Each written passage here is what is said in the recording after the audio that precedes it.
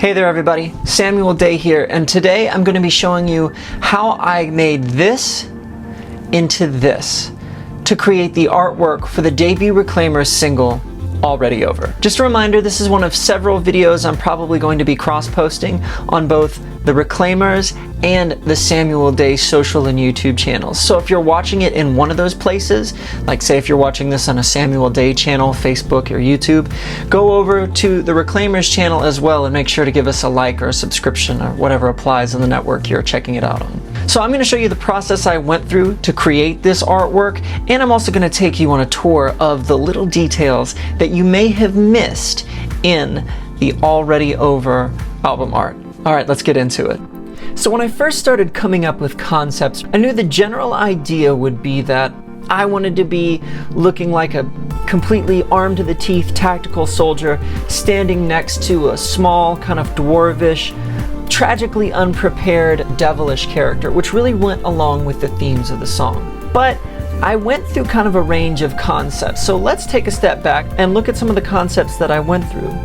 One of the original ideas that I had was to just look kind of like a tactical SWAT soldier standing next to the bad guy being more like just in a black hoodie and holding a squirt gun. I have these sketches that I did of these characters, but these actually started as photographs. So we did a little photo shoot up at my church, and I just borrowed some Nerf guns from a kid that I know because I was like, these look pretty good. So we belted a little sidearm to my thigh. I'm just standing there holding a Nerf blaster, looking tough. Notice my trigger discipline here. And I knew that I just wanted to use this one so I could trace over it and not be overly concerned about getting all the proportions exactly right, and paint over this too so all the facial elements were already there. It's not that I can't draw in proportion or that I can't do faces, but I had a deadline on this, and when you're working on a deadline, you give yourself every help that you can. So we did the same thing for the enemy. You know, we put gloves on me because originally I was going to make it to where you could see the enemy's hands and it was going to be bones, like a little bit of a Grim Reaper. In fact, I even bought a little toy skeleton from a local store. The hands were going to be skeletal, the face was going to be a skull, and originally the weapon was going to be a squirt gun. As I started getting into the process and started doing my sketches, I realized that the camera placement didn't make sense. So if you take a look at both of these and where my horizon line is in both of these photos, even if I were to take myself here and squash me down, the perspective is off because the camera is at my shoulder height both times. So we actually had to go back and do a second photo shoot where we took the photo with the camera way higher. And because of the lenses that I had available, we also had to take it way further away. This way, the horizon line is actually above my head in the bad guy photo, but at my shoulder level in the good guy photo. They would actually end up looking like they were standing next to each other, not only in scale, but also in perspective. So moving on to the sketches, I started with myself in conceptualizing some of the armor, and the further I got into it, the more I just decided, you know what, I'm going to try a whole bunch of different ideas. I'm not going to limit myself. I want to see how far I can push it in the fantastical direction, and then I'll dial it back to something that's a little bit more grounded in reality. This is a rejected sketch. It's a little bit more anime, right? I've got these like Gundam-like shoulders. I ended up dialing it back and going for something that looked more tactical and more grounded in reality. And one of the things that made me a little bit sad was that you can't actually see a lot of these abdomen plates in the final painting because they're covered up by my hand. I brought the shoulders back to a little bit more of a form factor, made sure that things look like I could move in them, but I also wanted to maintain the sci-fi elements of kind of having these light bars that don't really do anything, or what look like these little runs of inset wiring all along the armor plates. I also added things like a smoke grenade strapped to my shoulder and a sword, because come on, who doesn't want a sword? Then if we take a look at our bad guy, I actually designed him head to toe, even though in the final artwork you really are only seeing us in what's called a cowboy shot if you're into filmmaking, which is from the knees up. But I wanted to make sure that I designed this full character because I knew I was going to use his whole body in the lyric video and possibly other collaterals. As I got more and more into this, I decided against the skeleton look and went with sort of sprightly little devil.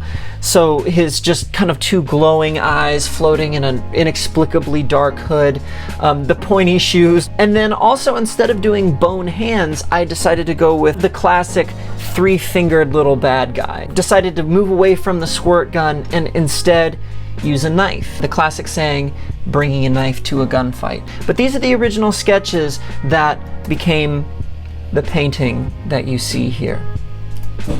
At some point in this process, I started second guessing myself, and I was concerned that this is going to be too fantasy looking. This is not going to make any sense, you know, with me in the mainstream, and I don't want to put people off from it. I started playing around with some alternate art, still playing up this idea of bringing a knife to a gunfight. And this looked really good, and I almost ended up going with it because it was simple and it was straightforward. But I decided, one, you know, I've put so much effort into the artwork already.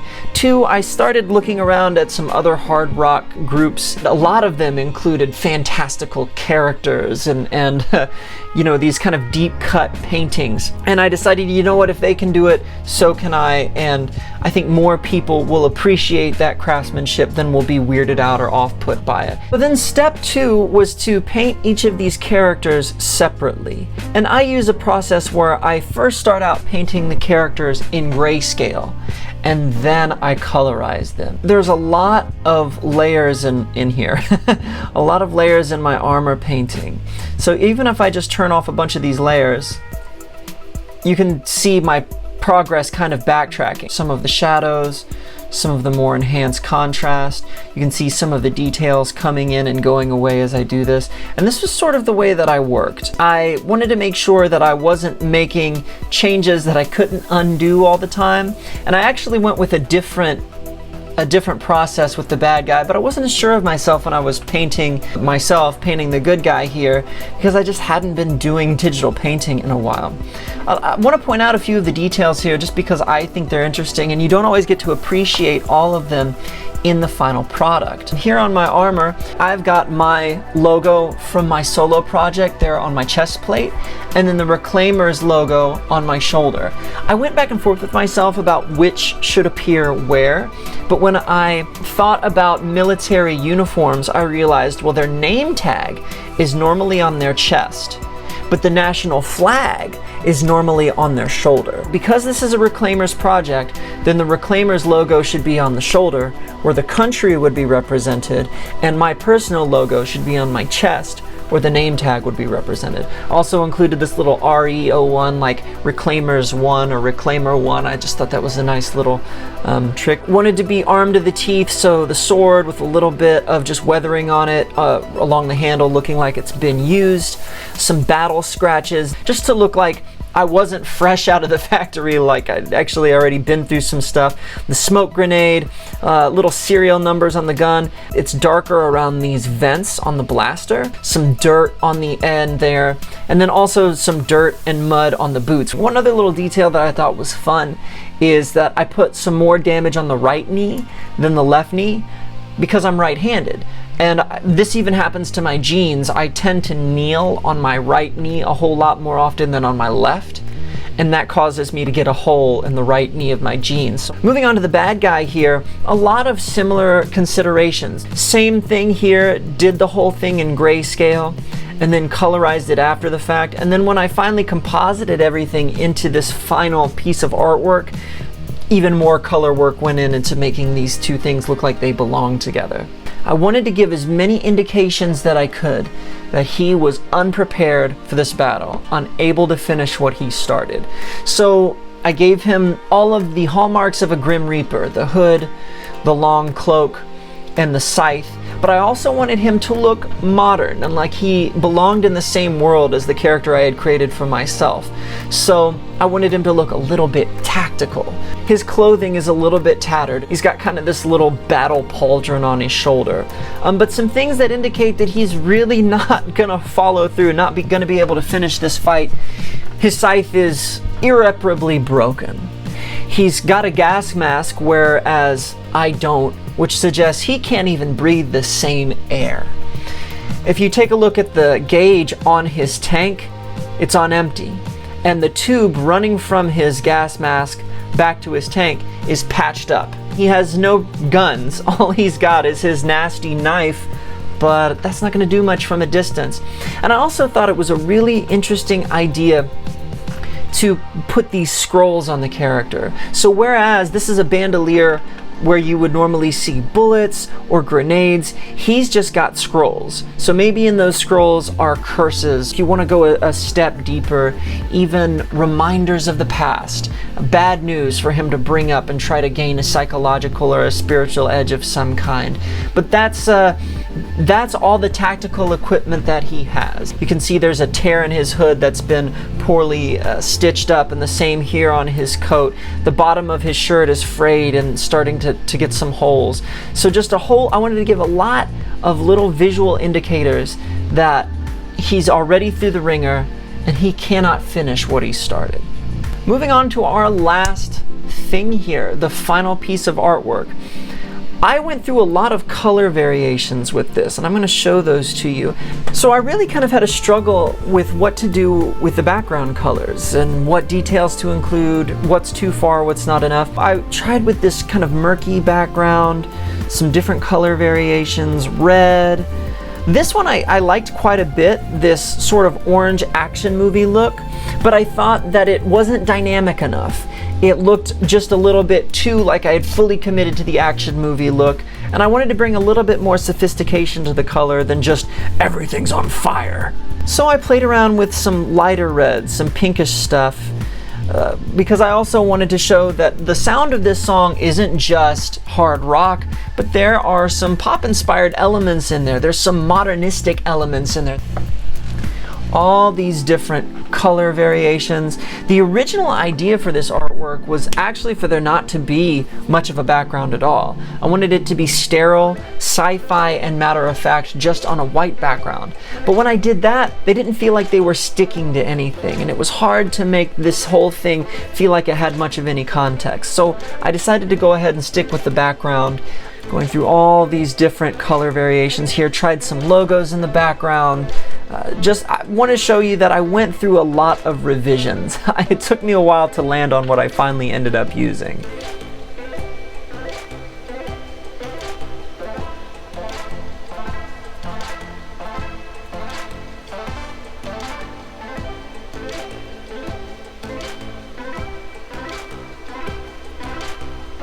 I didn't want to lose all the juicy details like the pointy shoes if I didn't have to.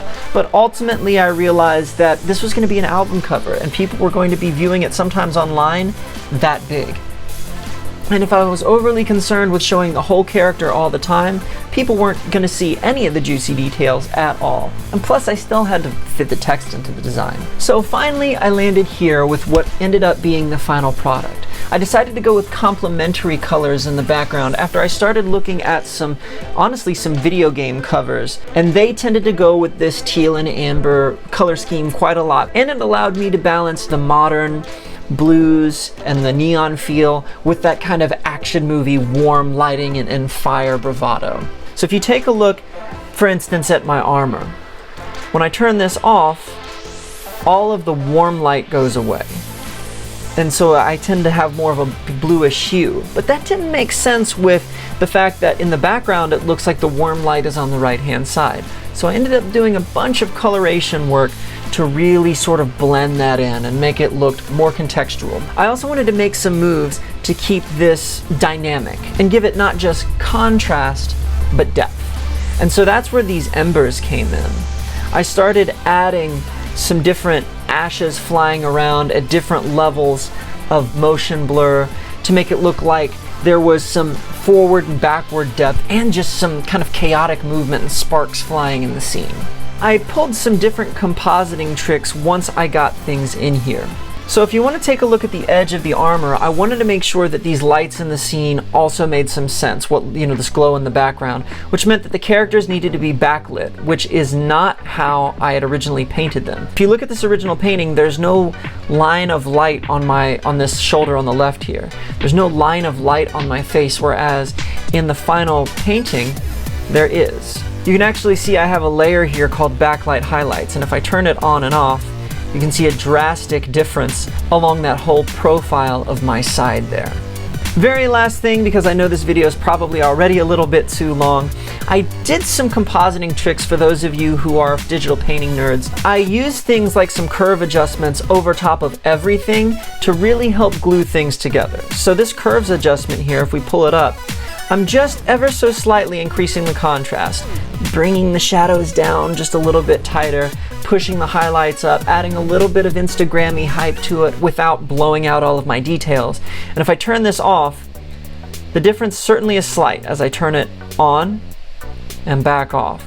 The highlights get just a little bit harsher and the shadows cave in and things don't look as washed out. It helps things look just a little bit more cinematic. And I've got a lot of layers in here where I did little things like that. I have an overlay that you can see is all around the outside edge that helps kind of encompass these characters, so it looks like the smoke and the shadow and all of the stuff that's going on all around them isn't just behind them, but it's also in front of them. Again, there was depth, and these characters seem like they were a little bit more in the scene as opposed to just on top of it. I hope you enjoyed that, and if you have any questions about the process that I didn't cover, or maybe you're an artist and you're looking for a few tips, make sure to leave me a comment and we can have a cool conversation. Also, be sure to grab Already Over on your favorite online marketplace or from your favorite streaming service by going to the link in the description of this video. And also, check out some of the sweet merchandise on the online store, which is also linked in the description. I hope you found that interesting or learned something from it, and so until next time, I love you, Jesus loves you, and as always, onward and upward.